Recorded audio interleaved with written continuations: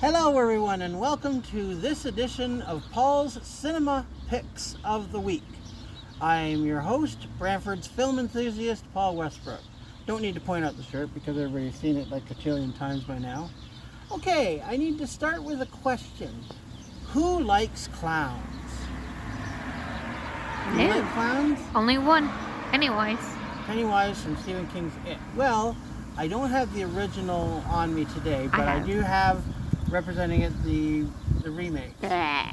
The remakes, and I brought a couple other killer clowns with me. Well, not What's your Ron, bag? Christina, Gino, or anybody like that, but I brought some honorable mentions. Would be the Joker, as played by Joaquin Phoenix in the recent movie Joker, and of course the movies have actually produced. Oh yes, and Clown at Midnight, a movie that my sister actually recommended to me once, and I actually still have on VHS tape. I recommend it? Yeah, you actually recommended me this movie called Clown at Midnight. Don't remember.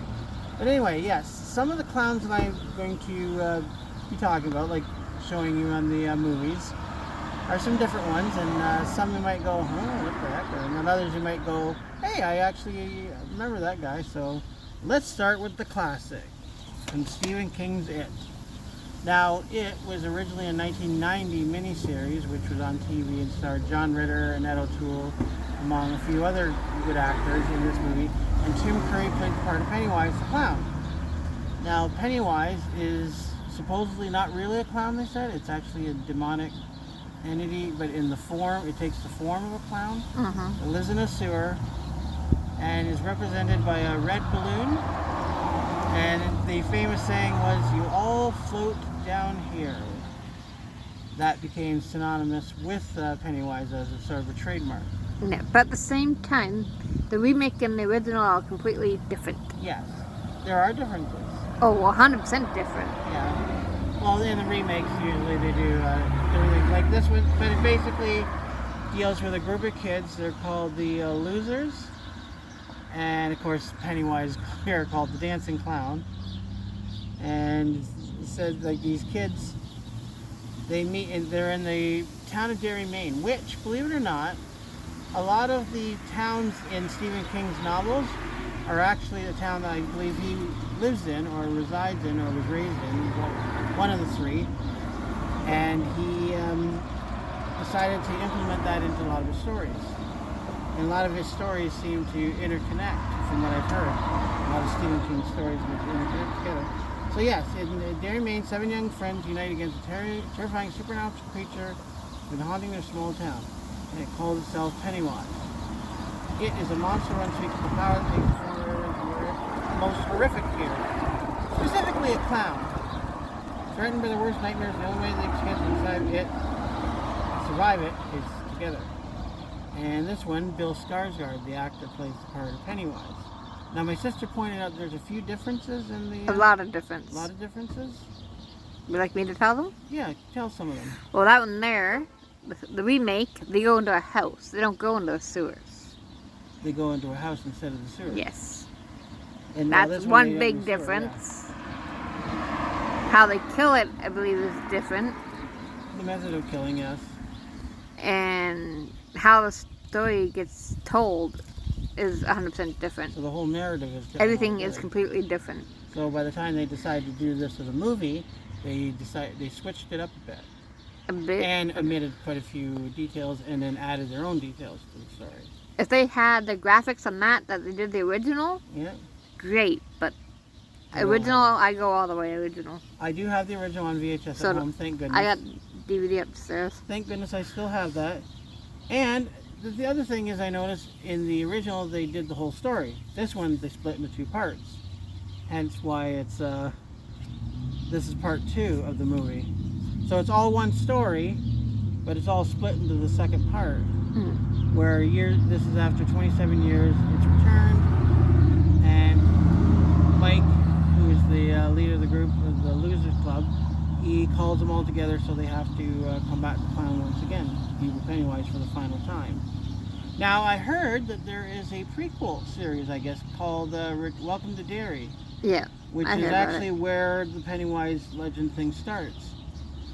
And And I think it's a different story from this, but still, it runs along the same line. It's like a prequel, how the Pennywise curse actually came to Derry, and how eventually it comes to the kids, I guess? Or Yeah. something.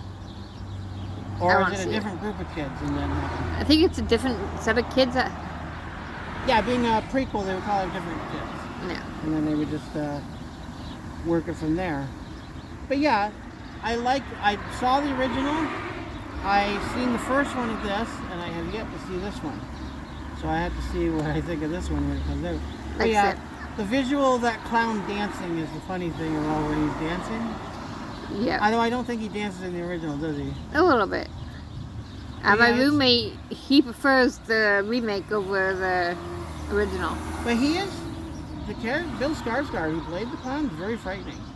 The makeup is extremely frightening as a clown. Yeah, if they did the original makeup and stuff for the original, Yeah. then that'd be great. But the storyline is like 100% different. Yeah, and this is more disturbing. Like they even go into the Like Beverly's character, his yeah, background, the different. abusive part with her father. That's in the original. That's in the original too. So I put that away for now. But that's in the original one, and then a few other little details that they did. Yeah. Okay, now, if you thought Pennywise was frightening, well, have you ever met Art the Clown? I've heard of him. In a famous series called Terrifier. And Art is basically a homicidal clown who terrifies 3 young women on Halloween.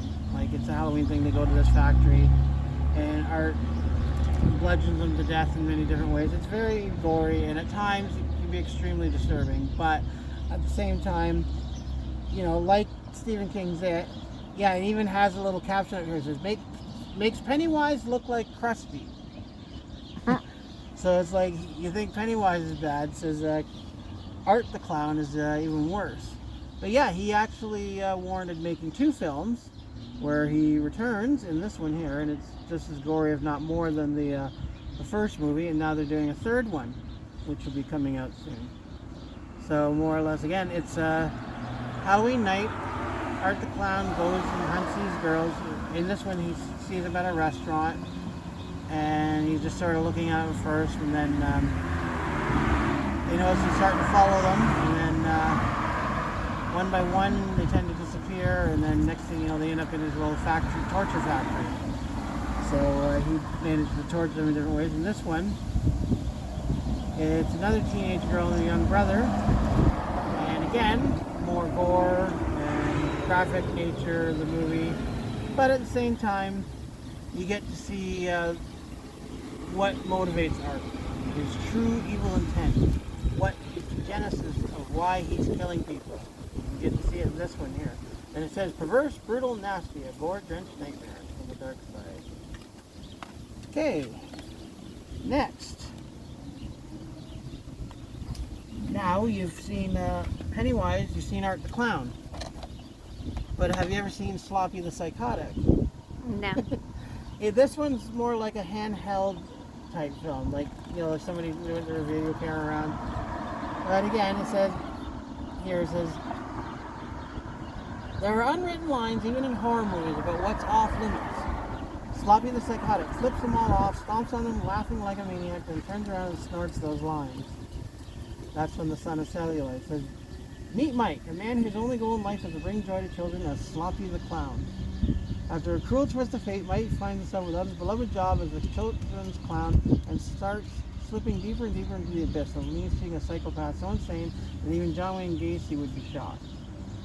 Bout after bout of bad luck finally sends him completely over the edge. The depth of horror and depravity that a children's clown, hell-bent on revenge, will succumb to is both horrifying and fascinating. So yeah, this one's sort of like it says, a tribute to the great exploitation films, like the 70s and 80s.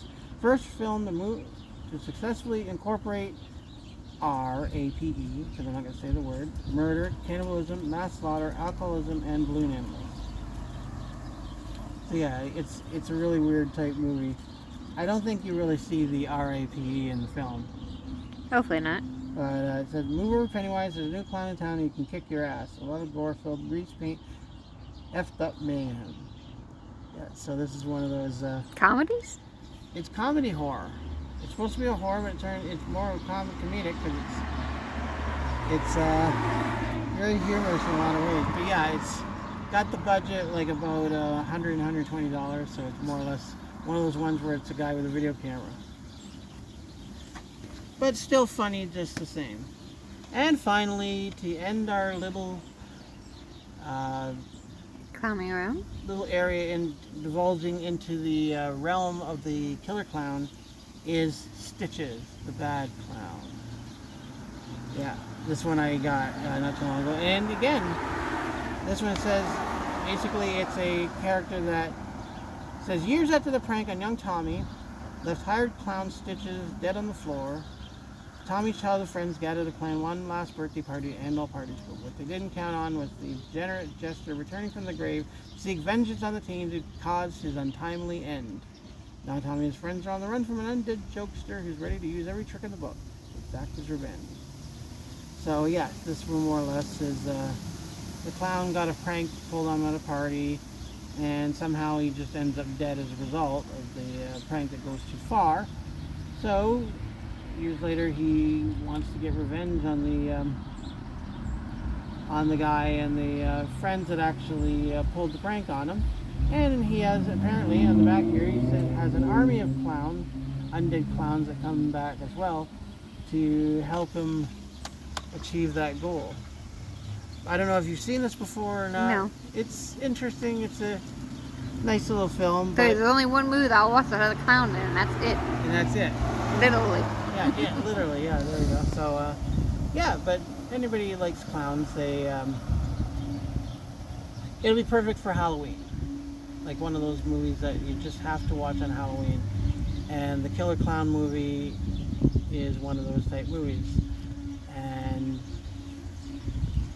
I don't know too much about a lot of the Killer Clown movies.